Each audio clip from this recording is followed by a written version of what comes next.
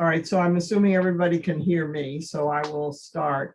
The meeting, if you have the agenda, which if you don't, it's in the chat room, you can just click on it. But Tina Lieberman, who is our guest speaker, won't be here for a little while. She had another commitment. So what I'm going to do is just start with the committee officer and other reports. So we can just, and we'll begin with Luke. Luke.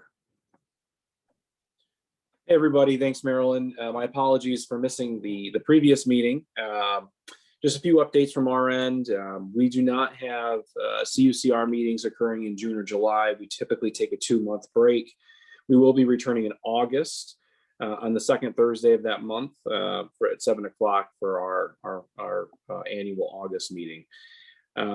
Graduation went very well here at the university. We had a 7-day graduation this year, which is very different from what we would typically do, where everything occurs on one weekend. And the feedback that we got was really, really positive from both the students as well as parents and families alike. And so that was excellent. We're looking to see how we can possibly adjust or modify future graduations to incorporate some element of what we did this year in that. We are still awaiting some guidance from the state and SUNY regarding COVID restrictions for the fall. We know that obviously the state recently removed the majority of restrictions, at least for unvaccinated individuals. We're still awaiting guidance as far as what would happen if the FDA does not clear the vaccines out of the EUA stage and move it on to final approval. So we'll see what happens, but we'll keep everybody in the loop. As of right now, we are highly recommending to our students. We are telling our students that if the FDA approves the vaccine as per the governor's order over the summer, then it is going to be required. So all students would be required, assuming that that FDA approval comes through, to receive the vaccine prior to coming back to campus. We do anticipate the overwhelming majority of our students returning in the fall. We don't see any capacity restrictions on our residence halls taking place. And so for that matter, we should have our full student load back in the area. We will be meeting with reps from the Neighborhood Association, so some local landlords, some business owners, and members of the Albany Police Department at the end of June to discuss some violence prevention initiatives. As we're all probably well aware, there was a homicide that occurred earlier this month on the corner of Albany and Quail, and that's something that is going to be a primary topic in this meeting. And then last but not least on our end, we are going to have some limited programming occurring in the fall in the sense that our off-campus ambassador team will be back. They will be out. You will see them walking, doing their door-to-doors, passing out brochures and talking to students about safety and things along those lines. They're going to be doing some in-person programming, but probably not the large-scale programming like we would typically see. So for example, Meet Much and More, as Carolyn has already had mentioned in a previous meeting, is not going to be happening in the fall. We will be looking to get that going a year out from now. And that's about it. I don't know if anybody has any questions or concerns. When does school begin? That's a good question. So it's going to be the week of August 23rd. Oh. So I think the actual date is the 23rd. I believe that's that Monday. Okay, good. Thank you. Is Matt here? No, I guess he's not. Leah? No. Okay. Carolyn, I know, is here. Carolyn? Yes, I am. Thank you, Marilyn. I don't have a lot to report. Our last meeting of the program here is on Monday, June 28th at 6:30 on Zoom. If anyone's interested who isn't already on my list, let me know and I can send you a link.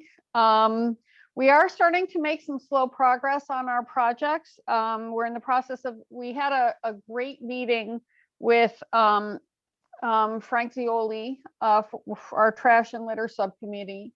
Had a great meeting with Frank Zioli, and we talked about developing some literature for the next semester to give out to neighbors, including student neighbors. in the fall to talk about handling household trash, recycling, and litter. So we're gonna, Luke has already drafted some materials, and we're gonna work on that this summer. Our trees and streets subcommittee met, and we are going to try to map out where within Midtown Pine Hills, where we have our trees, where we can tell that trees have been removed, and where the blacktop is in the maintenance strips, so that we can talk to the city a little bit about some next steps. They have expressed interest in supporting some of the concerns that we have, but we're not really sure what that's going to look like yet. And the artist doing our mural on the House of Glass has met with the building owner. And I know the funds are in the process of coming in, and she's going to be making her design, and she'll be painting that in the fall. So I'm hoping we can make a small community event out of that. She is open to having community members help to paint. So we will probably need some extra funds for the actual supplies, the paint and such. A grant is covering the artist cost, but we'll need some funds for paint and some other supplies. And if we have an event, we'll need a little bit of funds for that. So we'll probably start talking about raising those funds soon. So we don't need a lot. We just need, and we're going to look into getting donations of paint, for instance, from one of the paint stores, or from like Home Depot or Lowe's, or one of those places. So that's really all I have for now. So anybody have any questions, let me know. Thank you, Carolyn. Thank you. Okay, well, looks like I'm next. We had a street fair meeting this morning. We are still optimistic that the street fair will be happening September 26th. Let me make sure I got the right date. No, September 26th. But we do not yet have approval from the city. We have our film series began in May. We've shown 2 films already. We have our next one is scheduled for July 8th. It's a film called Victim, and there's a short press release that I asked Will to put up on the website, which describes the film. There's also locally, there are rack cards in the kiosk and actually at the Madison Theater. And we're hoping to continue with the good attendance that we've had thus far. We're also talking with the Elks to see about reintroducing the concert series. If you remember, the concert series is on Monday, running from mid-July till the end of August, and we're still hoping that that can happen, but nothing is confirmed yet.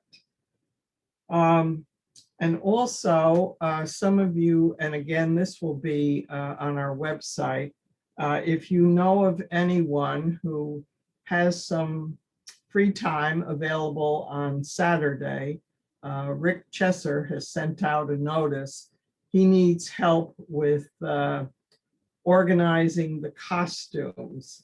And it's going to happen on this Saturday, June 19th, from 4:30 to 8:30. So if anybody is free and available to help, you should get in touch with Rick. The information is, as I say, will be on the website, so you'll know about that. Another couple of items that I asked Will to put up is the proposal for an Albany Public Safety Commission. I think people have read that. At least I've read it in the newspaper, and there has been some discussion on the television about it as well. And also the nature bus, which is another innovation of the city. And there is a document that describes that if you haven't read about it or heard about it. And again, that'll be up on our website. All right, now the next thing that I have is our treasurer's report. Eric Shadow, who is our treasurer, had an appointment this evening. He's hoping to get here, but. Yeah, I did arrive. Oh, you did? All right, so I'll let you do it. Yeah, I had to Right there, take see? my two cats to the vet, so that was a fun ride. Yeah, so we just have a short report here. We have a total, actually, I gotta look the email up because I wrote it up here. Oh, I have it. I wrote it out. We have $6,623.60. Yeah, there's the 1,140 is for the historical marker that was paid earlier in the week, I think. And then there's 837 of that is for the Midtown Pine Hills Park work. I think that was from a while back. Yes, And- that's left over from an Albany County grant, and I'm hoping we are getting some movement on that. I did have a conversation that hopefully will start moving that along. Thanks. Okay, awesome. So the available funds, if you don't have them in front of you, are $4,646.60.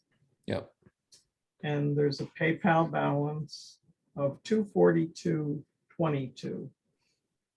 Correct. Yeah, we haven't, we got one renewal earlier, or a membership earlier, like early June. And we haven't gotten any memberships, at least I haven't received any checks or anything in just that one in early June. So Okay, that's it. Marilyn, yes, can I, sure. I Sure. forgot when you were talking, I would like to talk a little bit about the free movie that Pine Hills Oh, Neighborhood yes. Association is going to be having at the College of St. Rose, August 2nd at 8 o'clock. I just sent out an email with some possible movies, with a list of movies for people to choose from. We got $100 sponsorship from Carmela Richards, a local realtor. And we will have to be paying for licensing fees for the movie that we're getting through the Albany Public Library because they get a discount. So we don't know exactly yet how much it will be. They usually average out between $350 and $400 total. So if we got 100, then we would owe probably about $300. And this is a nice event for the Pine Hills because it sort of highlights the College of St. Rose as well as the really nice housing around there. And so this is something we've been doing for a number of years. Through Christ Church. They're basically, you know, it's their equipment and their motivation to organize people around the city to be doing this.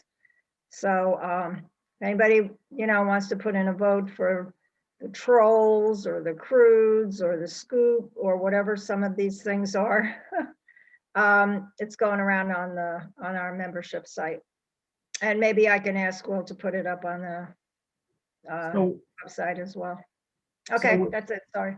Is it at St. Rose where the? Yeah, it's at yeah. it's at St. Rose in the campus where we used to always have it. It's like the inner campus. It's all green. It's really nice. And we can get to use the bathrooms. I mean, it's much nicer than Ridgefield Park where we used to have it. So we've been having it at St. Rose for the past, well, pre-pandemic for at least 2 years. So you're gonna write something up about, I mean, when the movie is? Yeah, it'll be publicized as soon as we get the entire list because it's these things are being shown throughout the city and they're doing one mass publicity campaign for it. Okay, thanks. Okay. Anybody, any questions for Virginia? She's been working very hard with getting the upper Madison landscape looking ship shape. I actually wanted to mention that the new planters are beautiful. Lovely, lovely job. And actually, the big round white planter that's right by the Price Chopper entrance is a John and Virginia designed and put together planter. So we're very grateful to see that as well. Carolyn, I just want to mention that the planters were actually given to us by the Albany Parking Authority.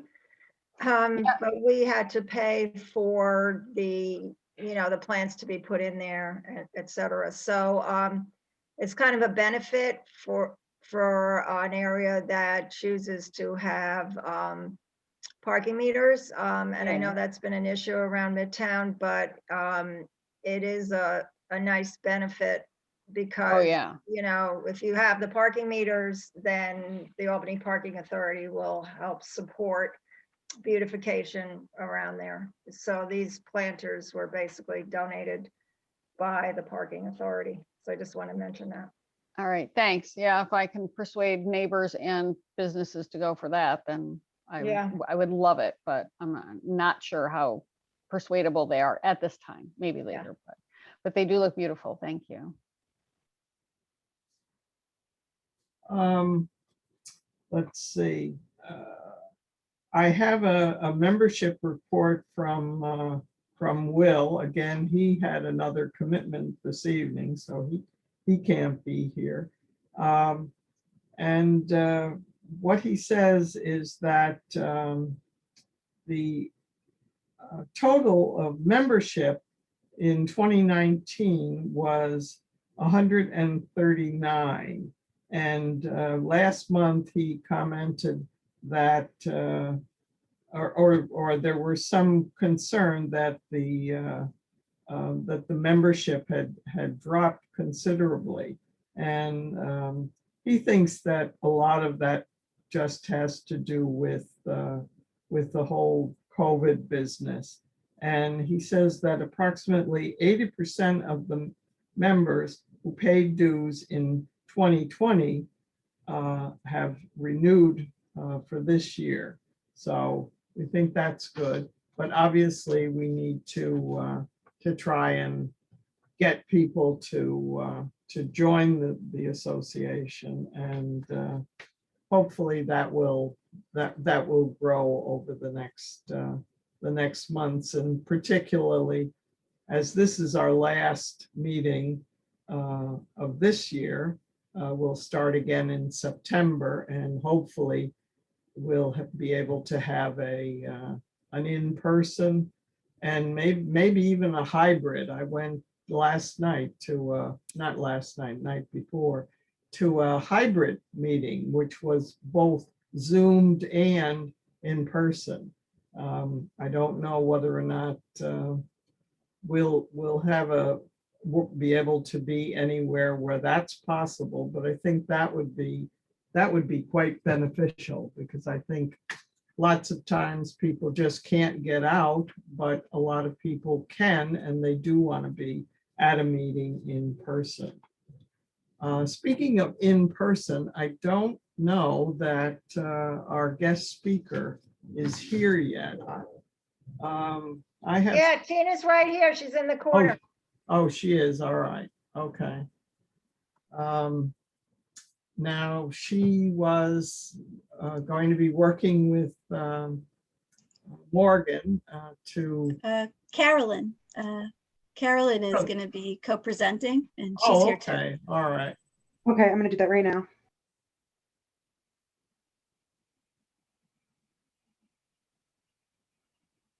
Okay, they're both co-hosts. Thank you. All right, so you guys ready? Okay, go for it. Okay. So I'm Tina Lieberman, and I'm currently the volunteer chair of the Albany Sustainability Advisory Committee. And I'm also chair of the Zero Waste Education Subcommittee.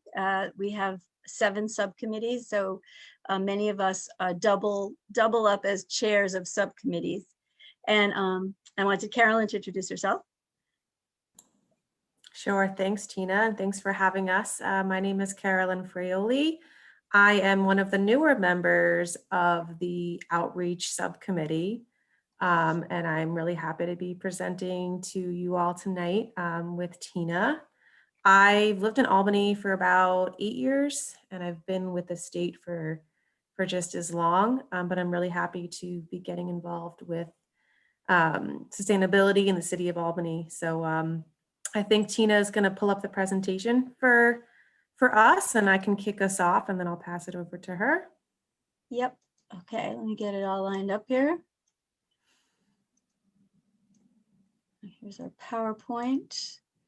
And it's going to go a little low to slideshow. There you go. Awesome, great. So I think you all know what we're going to be talking about today, Sustainable Albany and the City of Albany Sustainability Advisory Committee. So you can go to the next slide. Great, so the Sustainability Advisory Committee, or the SAC, was formed by the Common Council and the Mayor in 2013 to really help prioritize action related to sustainability in partnership with public and city experts.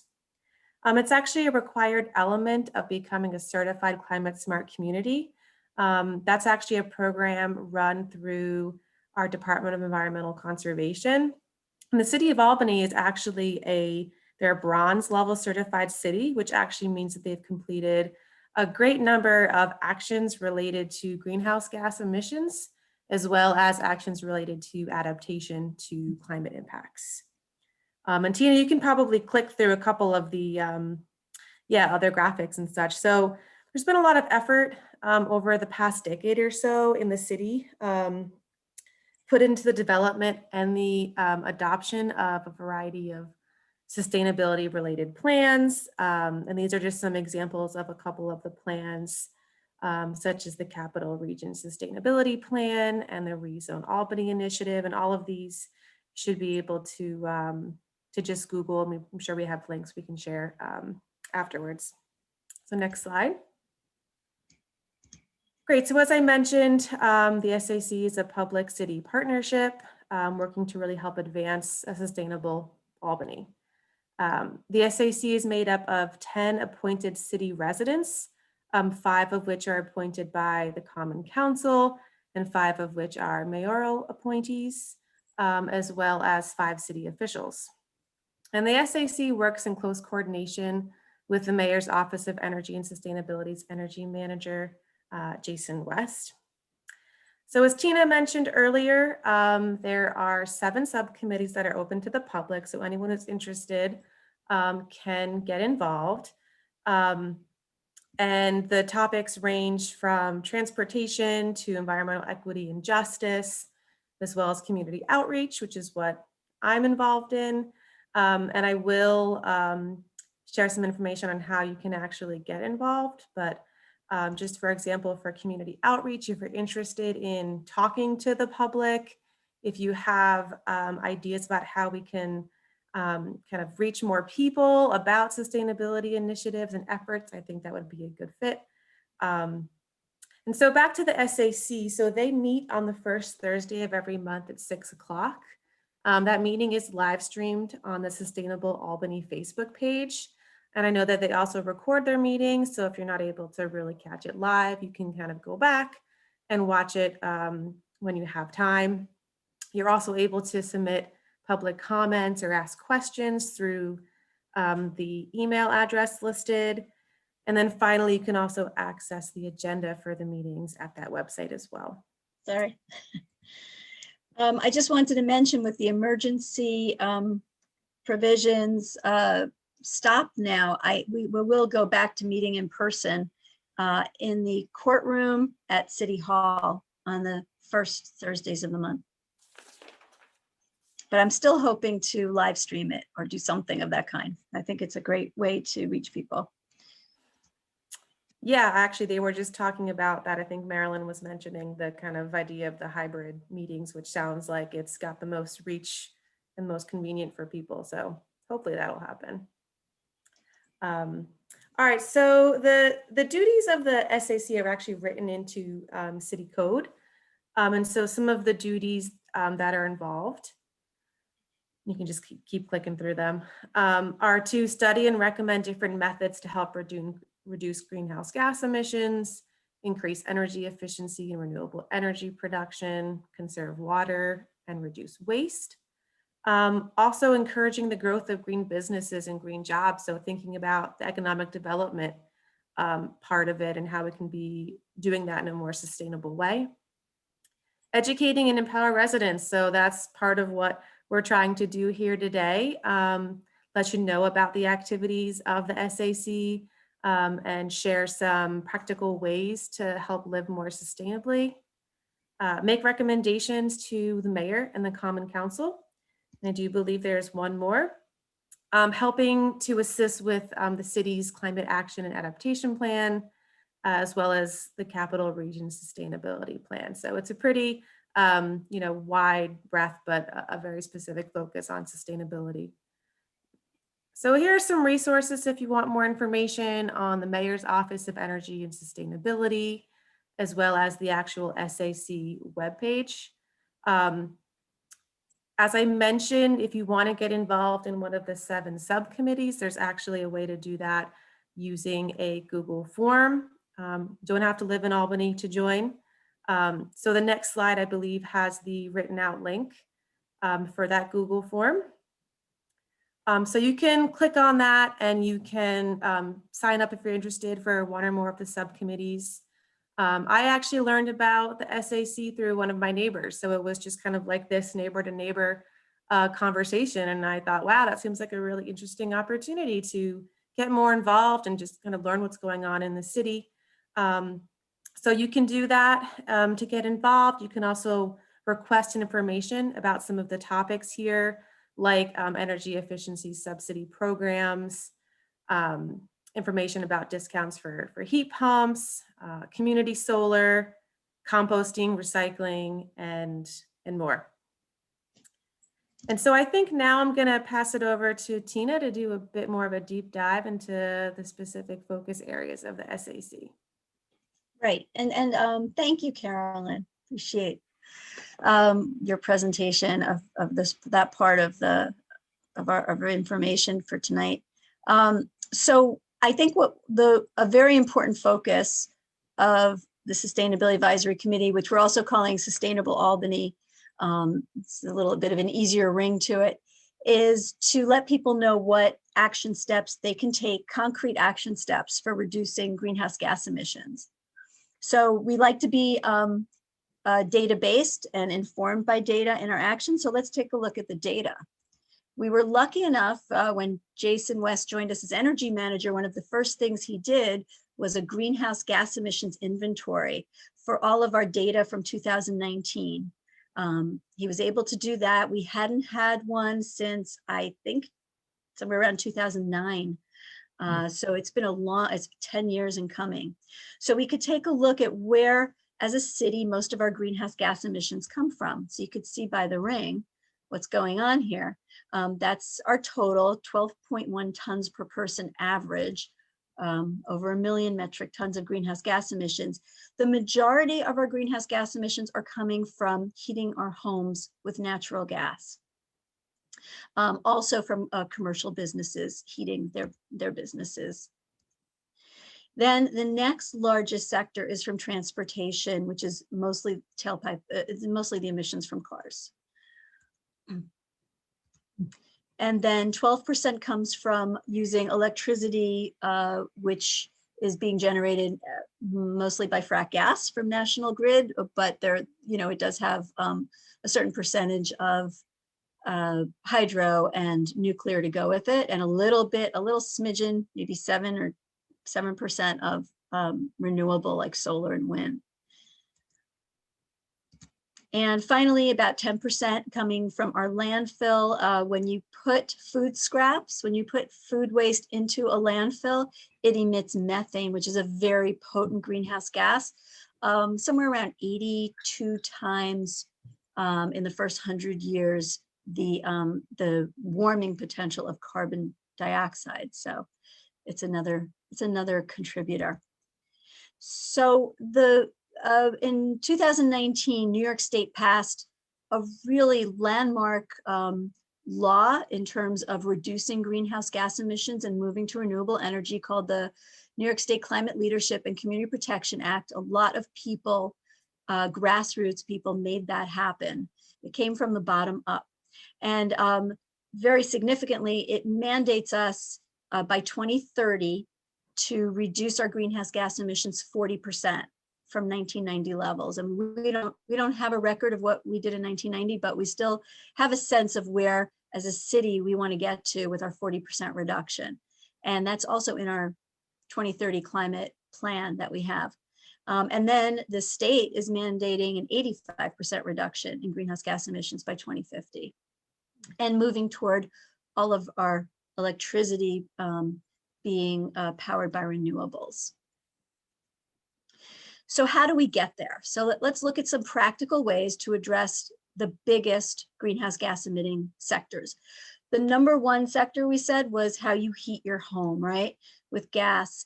And the most, the simplest, most important thing we can do is weatherize our homes and be efficient about our energy use, because so much of what we spend on heating and cooling is going through our walls and up through our roofs. And there are wonderful incentives to help us insulate, weatherize, be more energy efficient, make sure you're using LED bulbs, using power strips, things like that. So you close the power strip and you don't have all of your chargers, draining energy all night long. So things like that. But in terms of looking at weatherization, if you go to Heat Smart Capital Region, which is a NYSERDA funded program, you'll see that there are many incentives right now to make your home more energy efficient and to weatherize. There's the free NYSERDA energy audit. And then once you sign up for that audit, and you can sign up on Heat Smart Capital Region, there are really terrific incentives for covering the cost of insulating. So at an area median income of 120%, which you can see right here, like for one person, that's $75,000, you would get 50% of the cost of weatherization covered, up to $4,000. And actually, it was $5,000. So I'm not 100% sure if that $5,000 is still there or if it's back to $4,000, but that's something to look into. So it's either up to $4,000 or $5,000, and at 60% or less of area median income, you'll get 100% of the cost covered, up to $8,000 or $10,000. It might be still the 10,000 mark. So really good to know. Heat Smart Capital Region is an amazing resource. And it's also, the other thing you can be doing is when your gas hot water heater it needs to be replaced, when your furnace or air conditioning unit needs to be replaced, instead of thinking, let me replace it with another gas unit, start to think about some of these really high energy efficiency electrified alternatives that are coming up. They're much more efficient than what we've come to think of as electric-based heat. It's not like the standard electric heat. These are 3 times more efficient than that. And I'm an early adopter of air source, the mini splits that go on your wall. They're called air source heat pumps, and I'm really enjoying them. And as you can see, there are some very generous rebates from National Grid that would come right through your installer. Heat Smart Capital Region has a list of the vetted installers in the Capital Region for both heat pump water heaters and air source and ground source heat pumps for heating your home and cooling your home. That's another advantage. When you get an air source heat pump or ground source heat pump, you also get heating and cooling, both at high energy efficiency. And then now looking at the other sector of our electricity use and where it comes from. So right now, there are 2 main ways to green your electricity use. One is community solar, and the other is community choice aggregation. Now, community choice aggregation, our city is part of an aggregation of 13 communities, but we have not yet put our CCA into effect because the pandemic happened, energy prices really, changed a lot, and we were waiting for a better pricing environment. And well, what that would do is everyone in the city would automatically be opted into 100% green energy at a very competitive price. It could be 90% green energy, and you can always opt out, but you'd be automatically opted in, and the city would be working on negotiating a good contract for that. But we haven't done it yet. So for now, what I recommend is if you're interested in greening your supply, the best way to do it and save money is to go community solar. And right now, I believe there's a wait list. So if you signed up now, I think you'd have to wait till September to actually be activated. But not only do you get renewable energy without having to put, you don't have to put panels on your roof. You're just an off taker from a community solar farm, which doesn't even have to be that local anymore, just has to be a national grid territory. And you will also get a 10% credit on your bill. You will get 2 separate bills still because they're working on consolidated billing. National Grid's working on it, but it hasn't happened yet. There are 2 places to go find sources for community solar, and that would be solarizealbany.org. That's a nonprofit, and they have vetted and chosen one community solar provider. They've also chosen a solar panel provider, and you'll find that on their website. And New York Sun, which will give you a list like this of their list of community solar providers. And that's a nice CERTA program, New York Sun. Here's the link at the bottom. If you're income eligible, then you could get into solar for all, and that will save you even more money than the 10%, up to $180 per year electricity bill. And as I mentioned, community choice aggregation, we are looking forward to it happening, but we also want to make sure that we're at a competitive price. And right now, because of the pandemic and energy prices being so low, it's not a good price yet to go with a renewable energy product. And then we talked about transportation being the second largest sector. So we are working, and Jason West, our energy manager, has been putting in new charging stations. Are going to be going in downtown Albany that are actually owned by the city now. There were a bunch, but owned by the parking authority that were being put into garages. But now we're going to have some other ones, and he's going to keep going. And we've also got the Albany Public Libraries installing them. Plus, I've noticed like Maria College has some, and they seem to, and some of the churches are putting them in their parking lots.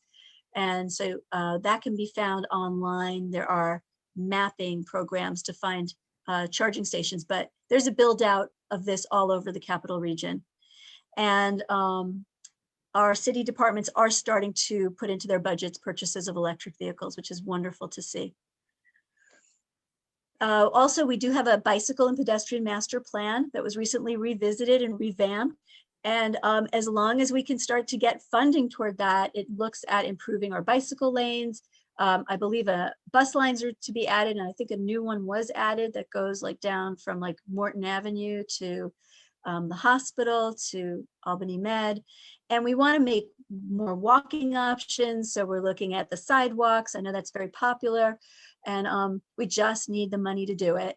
And it's important, that might be something that you want to speak to your electeds about, and to the mayor's office. You really want to get some funding dedicated toward our bicycle and pedestrian master plan.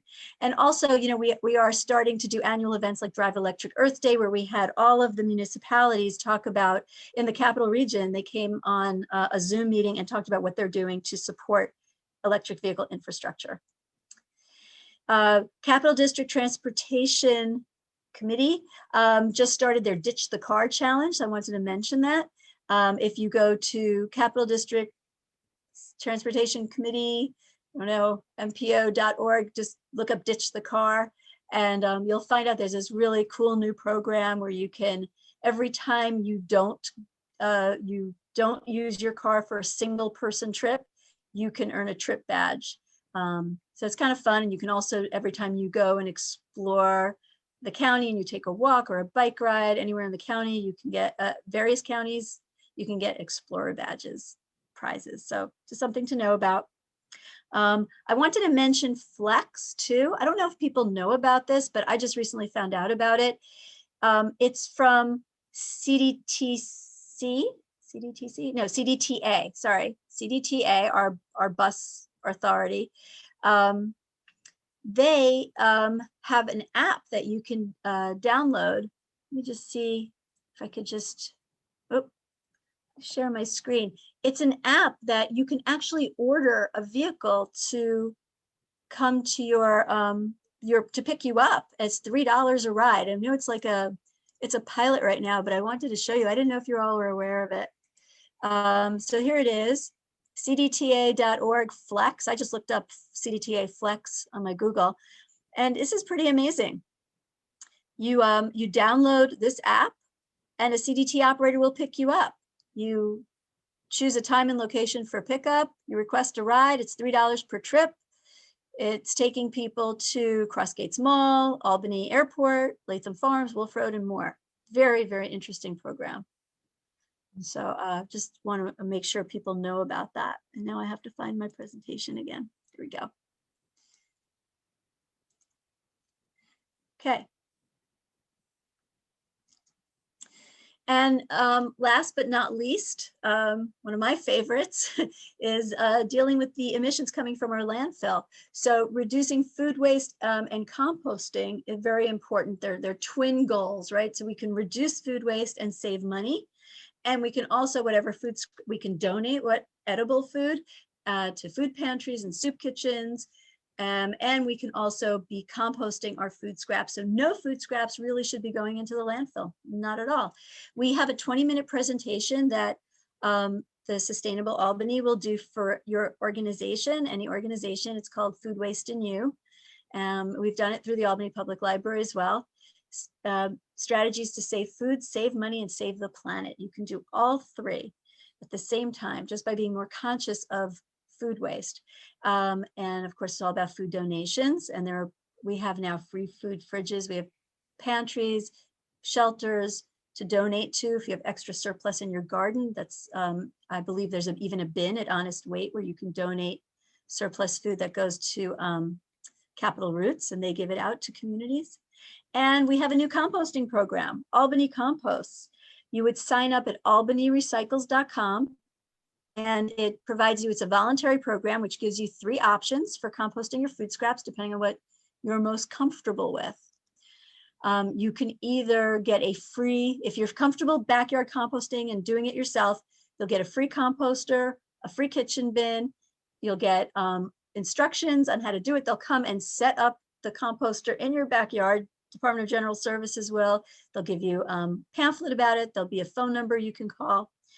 And part of the deal there is you just would report twice a month how many kitchen bins full you've been putting in your backyard composter, so we can gather some data for about 6 months. The other option, if you'd rather have someone do it for you, we have 2 free community compost drop-off sites, and you sign up with the City of Albany at albanyrecycles.com and you'll get a free kitchen bin for that.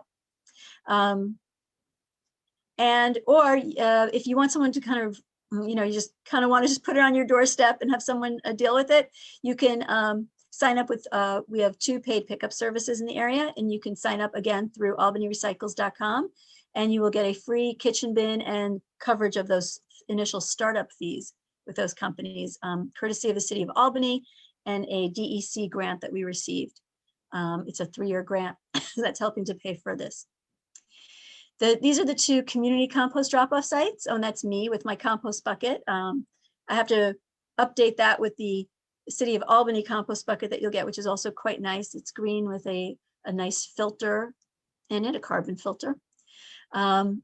These are the 2 free drop-off sites, Friends of Tivoli Lake Preserve and Farm. And these drop-off sites operate 24/7. You can go anytime and drop off your compost there. They have buckets that you can drop it off in. You can also take a bucket, 5-gallon bucket, fill that, bring that back. And the Radix Center, also 24/7 drop-off. Now, these are our 2 pickup services. Radix will do a pickup. They do pickup anywhere in Albany with electric bicycles. And those electric bicycles are charged by the sun. So they're all solar powered. And you get a 2.5 gallon container.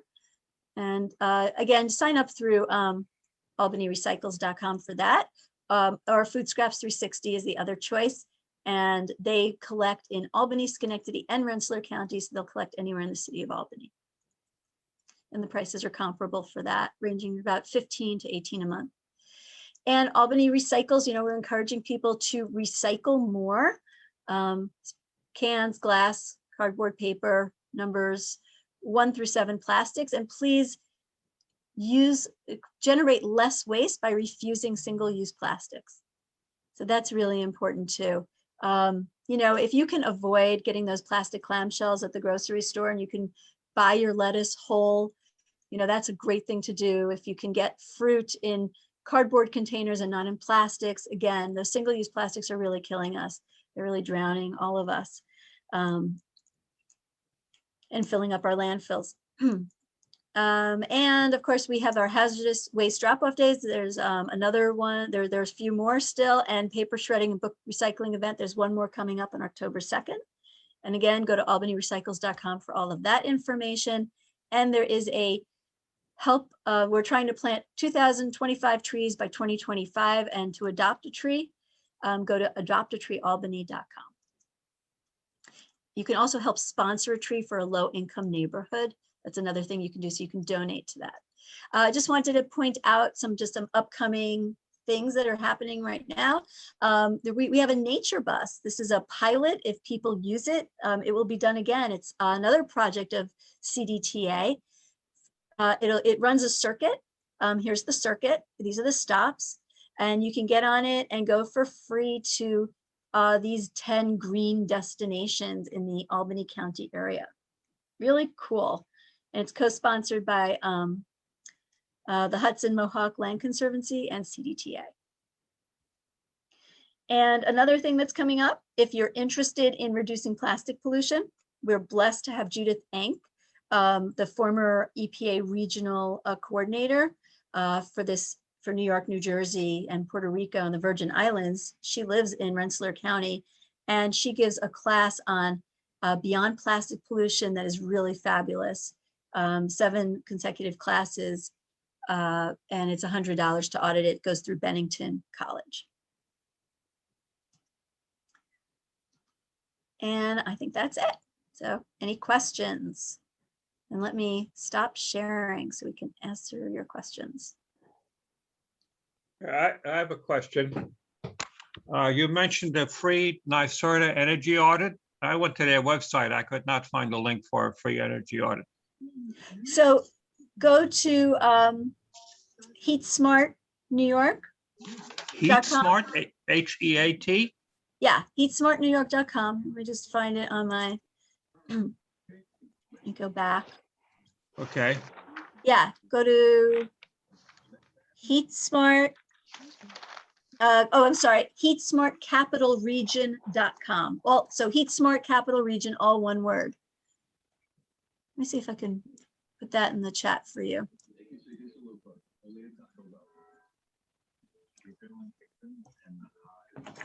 Go there, sign up there. Okay, thank you. Yeah, and then they'll also be in touch with you about those incentives too.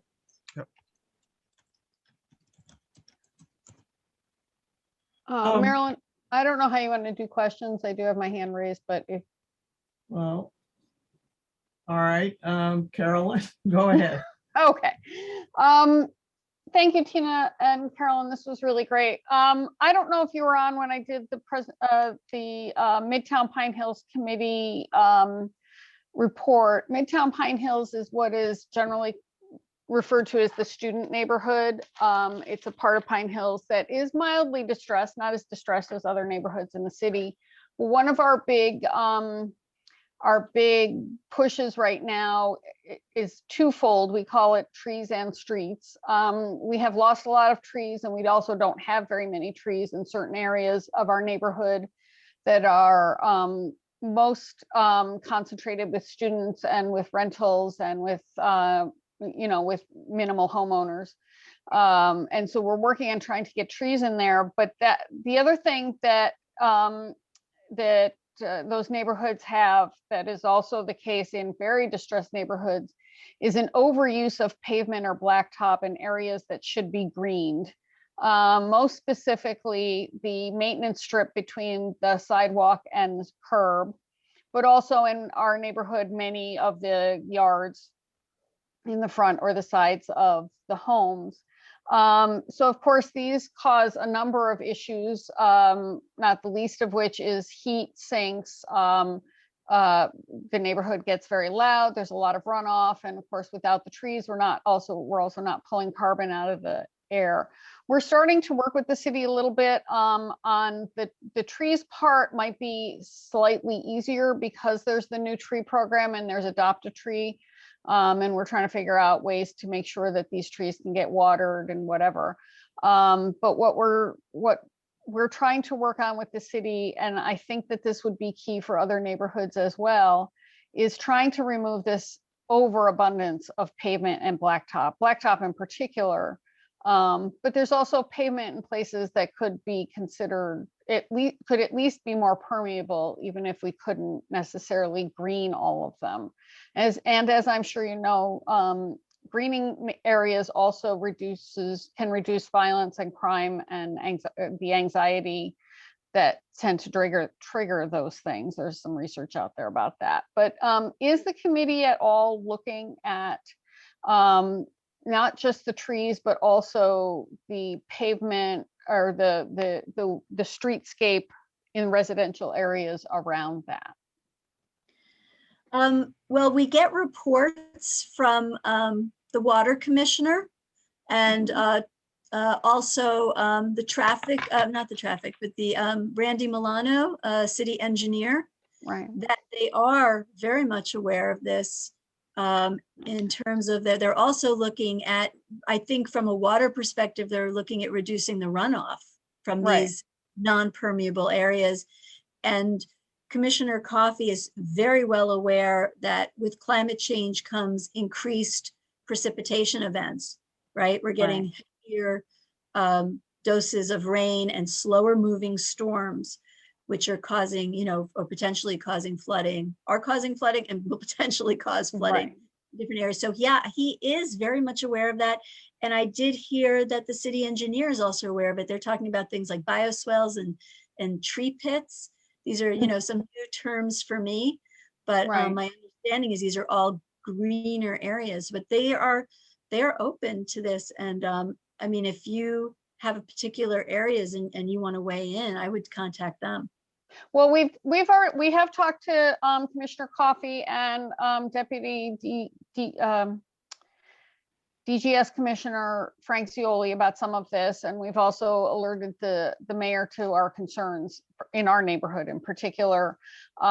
We would like to know if we know that funding might be a concern. Bioswales in really distressed areas where there are no homeowners to maintain them don't always work so well. There was a really great green infrastructure program on Quayle Street that is considered somewhat of a failure, not because it doesn't divert water, but because they planted under the trees and tried to create rain gardens and then promptly had a drought and all of the stuff dried. And now it's all just, in most cases, it's all just weed pits with nice trees. I mean, the trees are doing okay. In one case, the building owner poured all kinds of volcano mulch right on the tree and around the tree, which very likely is contributing to the tree's slow suffocation. So it's important to remember that in a neighborhood where you don't have homeowners that you can rely on to take care of some of this stuff, somebody has to take responsibility for taking care of it. And so if you guys are coming up with solutions, it would be really helpful to know what some of those might be in terms of at least reducing runoff and reducing some of the heat. Green would be ideal, but green isn't always an option depending on where we're talking about. So right. We that's not on our list right now, just because we're looking at the heavy hitters of greenhouse gas production right now, Right. but we're totally, I mean, and we're really 10 volunteers plus 5 Yeah. city officials, it's really not Yeah. a big group. But I certainly would invite you to, you could come onto the water committee. Might be a place to join, like if anyone's interested in being on the subcommittee, they meet like once a month, and be a voice for that issue on a subcommittee. That could be very helpful. I think we just need more people to weigh in and make it happen. The other thought that comes to my mind is there's a DEC grant opportunity right now for not-for-profits to address environmental justice areas that are suffering from environmental impacts. The grant is due by July 1st. You'd be on a very tight timeline, and you'd have to find a nonprofit that would take this on. But We're a nonprofit, but we don't have the bandwidth to get a DEC grant in that kind of time frame. But it is good to know, maybe that's something the city could actually apply for as well to help with some of the funds. So. This one is not, but sometimes grants come along that are only for municipalities. Sometimes the DEC is issuing grants that are only for nonprofits. And then there's the Pollution Prevention Institute that might also be a source. And they're ongoing. Yeah, they're ongoing. So they might be interesting just to see if they have anything they could offer. But if something comes up and I see like a grant pass before me, sometimes there's small grants even, maybe I'll just send it over to, I don't know. I know Virginia. You can send it you can send it to our president, John Clarkson, because he's also working on the subcommittee. Okay.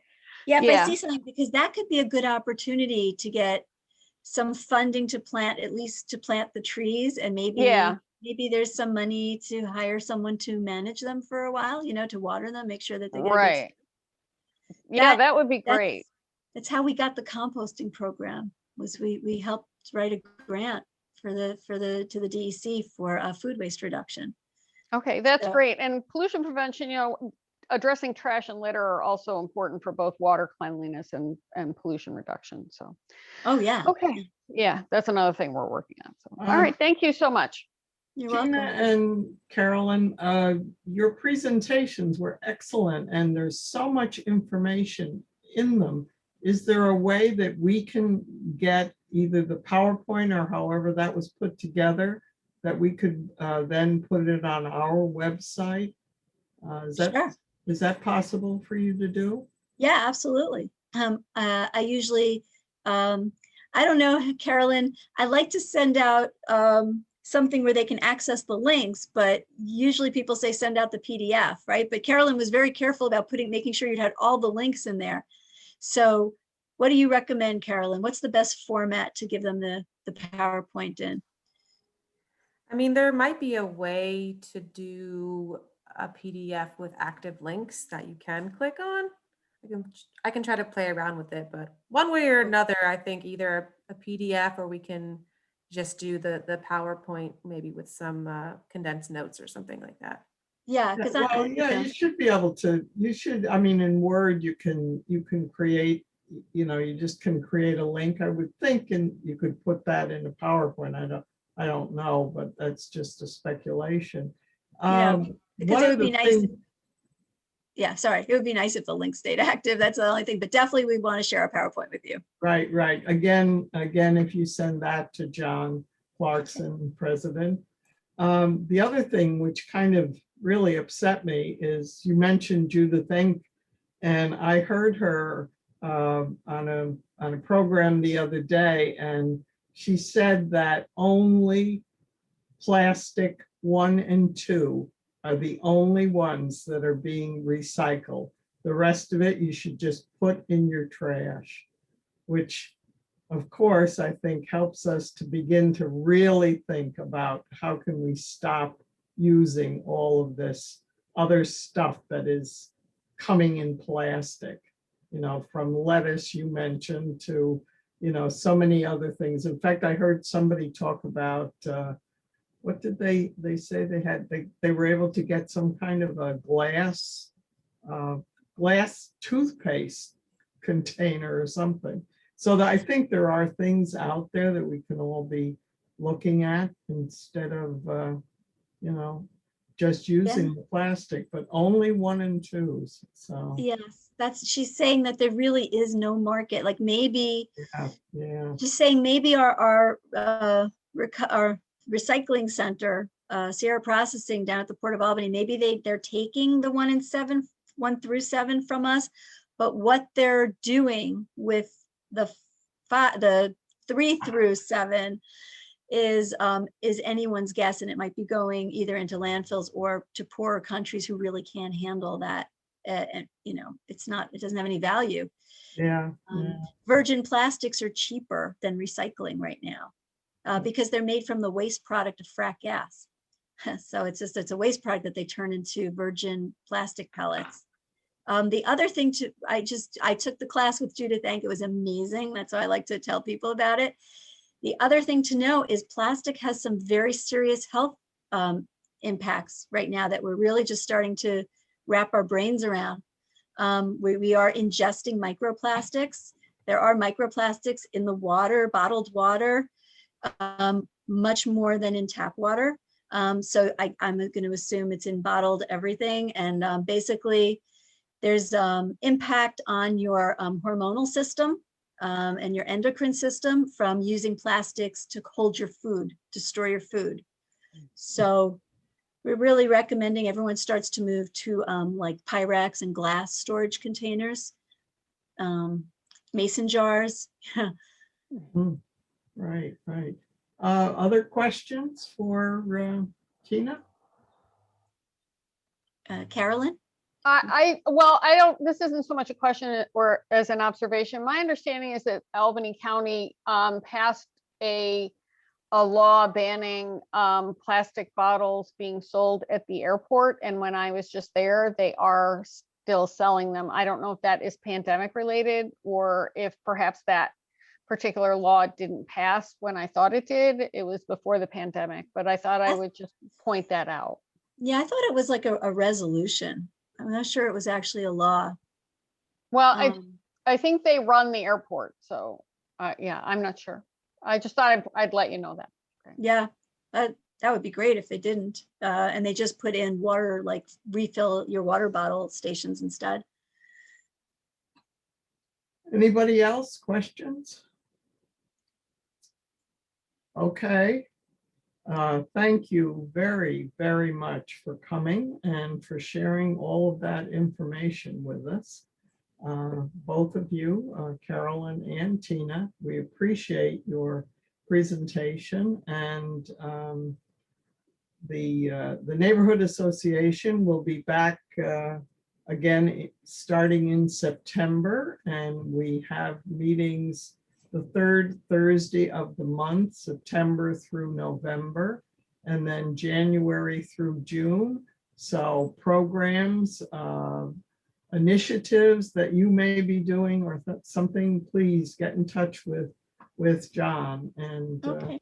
Great. We need to keep our community informed. Yes, and we do have some plans to have some other presentations. Well, we certainly have the food waste one. I think Dan, who's the chair of the outreach subcommittee, I think he's working on an energy efficiency focused presentation. And then I think we're also going to have a how to compost, composting 101 presentation. So these should all be coming down the pipe. So we'll let you know. Great. Yeah, and if you haven't already, definitely follow the Sustainable Albany Facebook page. That's how I learned again about a lot of this stuff too. So if you have Facebook, that's a great way to kind of keep track of what's going on too. Okay, thank you. Thanks. Nice to meet you all. Night. Thanks for having us. Thank you for joining. Take care. All right. Good night. Bye. Owusu is here. I don't see any other of our elected leaders, but Owusu, what do you have to say?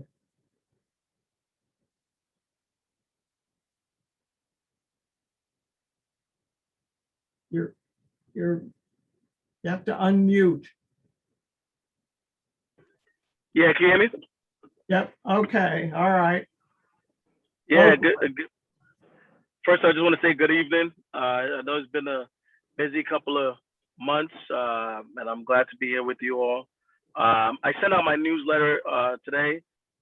just some of the happenings have happened, and some of the things that are happening in the neighborhood is that just talk about what is very clear is the violence that we're witnessing, that we have never witnessed in our neighborhood. It's really a concern. And I've been on the phone with the police chief every 2 days about the homicide that occurred and what we're doing to make sure that, even the petty crimes that are happening and these other crimes are not taking place.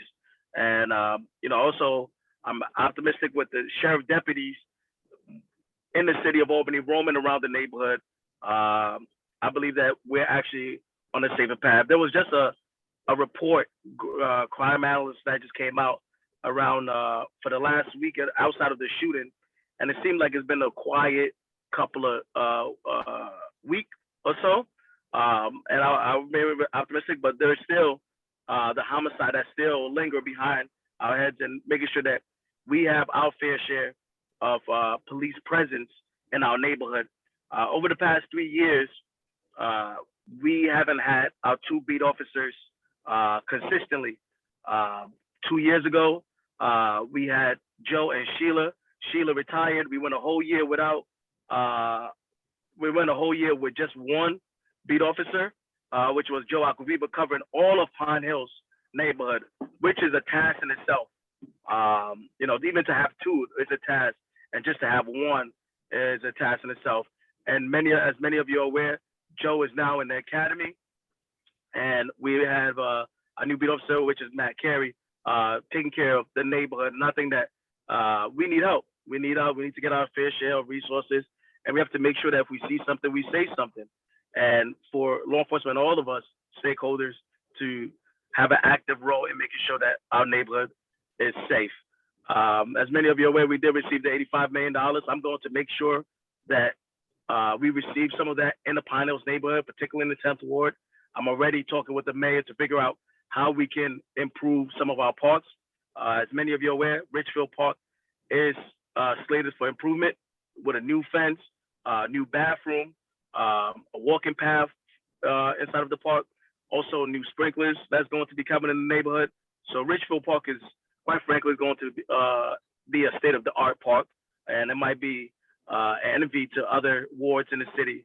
I'm really optimistic, and actually looking forward to going back to watching movies at Richfield Park like we used to, after all the improvements are done, because I remember it and I missed it, and I think it will be a great event again in our neighborhood. It was really such a good time, and all the neighbors enjoyed it.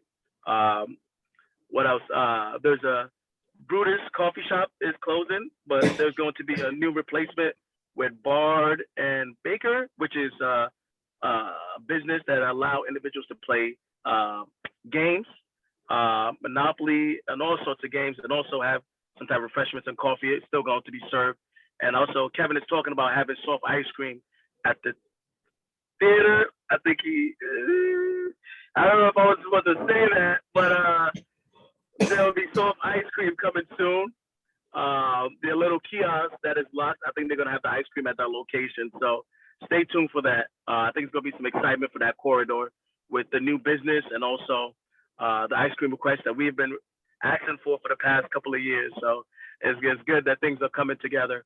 But overall, I think the neighborhood is moving in the right direction. I think we just need to focus on some of this quality of life issues. As relates to legislation, I'm working with Kathy Fahey. We just introduced a piece of legislation for repeat offenders when we have trash and litter in front of their house or just garbage. We will have, and current code states that we have to give them 10 business days for them to correct that. And even when we give them 10 business days, some landlords decide to just say, you know what, let the city take care of it. And, or sometimes they would just wait the 10th day or the 12th day, and the city, and they would take care of it. I feel that 10 days is too long, especially for the repeat offenders. That see landlords that have just made it very clear that they don't care about, their property or care about the neighborhood. So we want to make sure that we get rid of the 10-day notice and just take action immediately after a house had been on a repeat offender list. So that's something that we're going to work on. We introduced it last week, and it's going to go into the law committee. And I believe the meeting is on June 28th. and I believe it's going to pass. This is a way to address the quality of life issue in our neighborhood. But overall, the neighborhood is going well. Madison Theater, again, let's support our local businesses. Let's support our local business. They need us. Madison Theater has been a loyal business, juniors, all the other businesses in the 10th Ward in the Pine Hills neighborhood. Let's support them. They have been suffering a lot. And whenever you get a chance, if you have the means, please go out and support them. Okay, I think Virginia has a question for you, Owusu. Yes.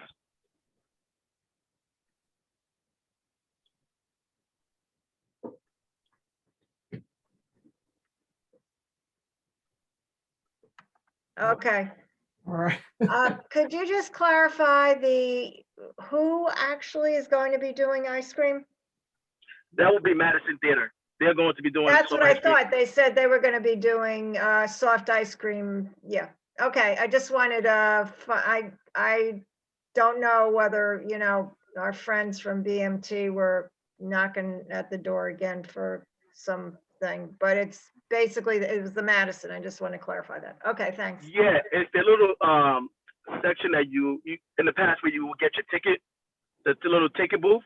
They're Yeah. going to make that the soft ice cream section. Right. Okay. Yeah. Thanks. Okay, Perry, you have a question? Yeah, just Owusu, I want to thank you for, keeping in touch with the people, police and the police on this issue that is just really, really obviously concerning to everybody. Do you know, I mean, one of the issues is they are down. I mean, last I heard it was close to 50 officers. Do you know how many currently police officers that they are down and looking to hire? Yeah, from the last count, I believe they're down 70 police officers right now. And also that doesn't even account for some of the officers who are actually on military duties. So they're down a substantial amount. With everything that's happening in our society, not to blame it, but and also not having competitive salary. It's been a challenging year for individuals in our law enforcement community.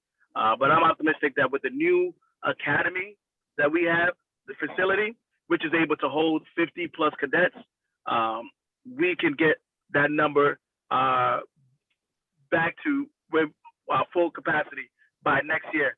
Currently, I believe that we had 25 that was in the academy, and now we had 17 who are still in the academy. And the chief wants to get a quick turnaround. So I think that's another concern that we want to address. I've spoken to the mayor about the $85 million that we have received. Hopefully that could use that money to settle some of the union contracts and bring our police officers up to competitive levels with other municipalities like Colony and Guilderland. And I think that that's going to encourage more police officers and also to just bring them up to their contract.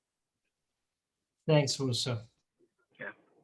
Anybody else questions? Anybody else? Any questions for anybody? Hey, Wusu, it's Danielle. I have a quick Hey, Danielle. question. Just on the status of the tear gas bills that you guys have been working on. If you have any updates on them. Yeah. So, and I'll give a lot of credit to Judy. Judy has taken this by the bowl and just is really, and I want to commend her because it's a really hot topic issue, and Judy has been really pushing this. Specifically, I will be voting to ban the tear gas, especially when you look at the lack of inconsistency that has been utilized in our city. And I think that it caused more harm than good. And when that's the case, we have to reassess the use of tear gas. The last that I remember having a discussion is that the members of the council, and again, the primary is Tuesday. Many of the council members are out in the neighborhood. They're trying to get reelected and missed the last meeting that we were supposed to vote on. So we didn't really have the votes. And Judy believes, and I believe also, that this is an issue that requires the full council's vote. I don't want to see it pass with a small margin. I believe that every council member should have a say in this issue because it's a serious issue, it's a hot button topic, and I Judy believes that. You know, Ginny is not feeling well lately, and also other council members have been are in a tight, close election, so they haven't been to some of the meetings. But I believe that after the primary is done, off the record, after the primary is done, I believe that there will be a vote on it. The residents of the city demand it, and we have to give them a vote. That's the least we could do. Whether it's an up and down vote, we have to make a decision on what some of the residents in the city of Albany are requesting. So I see it maybe in July, having an up and down vote, or potentially Monday. But I'm also hearing that there's several council members that are not going to be in attendance on the eve of election night. So that's where we are right now. So Thanks, Uso. Anything else from anyone? Yes, I'll just give if I could, Marilyn, a quick update from the Damien Center. We are finally reopening to be able to have our members come into the building on Monday. And I just want to thank everyone for all your support throughout COVID. This was a particularly trying time for the people that we serve and also our residents, because persons with HIV, the studies have now shown that we are faring much worse than the general population when we do contract COVID and become hospitalized. I'm very thankful that none of our 20 residents did become infected, so our safety measures worked. And it was a huge effort by the staff and the volunteers that we did have that came in to keep everybody safe. So I'm really looking forward to that. The other thing I just want to mention is I'm so thrilled to tell you that next to the Damien Center, there's a blue house that used to be counselors, and that house has been vacant for at least a year now. And there is a new owner who is intending to move in there and turn it back into a one-family house. And so I'm going to be talking with them. I think they've met with John already but I would love to get them involved in this group. But I'm just so thrilled that it's if you're looking at the Damien Center, the building directly to the right between us and Dr. Spiro's office, that building was really worrying me because it was really starting to deteriorate, and with it being empty, I was really worrying about what was going to happen there. But they look like they're really looking forward to renovating and to moving into the neighborhood. So I just wanted to let you know that piece of good news. It'll be the second house on our block. They'll now be one of two houses that are private residences, because everything else is either apartment buildings or businesses. So we've doubled the homeowners on the street by having them move in. So. All right, so, and of course, the owner is going to become a member of the Pine Hills Neighborhood Association, yes? Okay. That's my next step after hello, so yeah. The other question, Perry, is there any, well, maybe it already is happening, that people who come to the Damien Center, can they get a vaccine, or is there any talk of that happening? Oh, absolutely. In fact, we had Albany County was really instrumental in doing a pop-up clinic right at the Damien Center for our people. Oh, So we're still working on some of what I call our resistors, who are still scared and don't want to do it. But we were able to get the vaccines out. I believe I've got over 75% of the staff have been vaccinated. The other ones are they're having trouble with the trust thing. We were able to get the vaccines. We are opening up to volunteers again too. So if people are looking to volunteer, especially during the day in our meal program at our front desk. We haven't really had many volunteers over the past year. So we're bringing back volunteers. We're going to still require masks for a little while. We just want to see how it goes. Just so encouraged by the infection rates and also the 70% milestone that New York State and how good Albany County is doing on the vaccine rates of getting everyone vaccinated. So. Oh, good. Any other issues, comments, complaints, criticism, whatever? Just really quickly.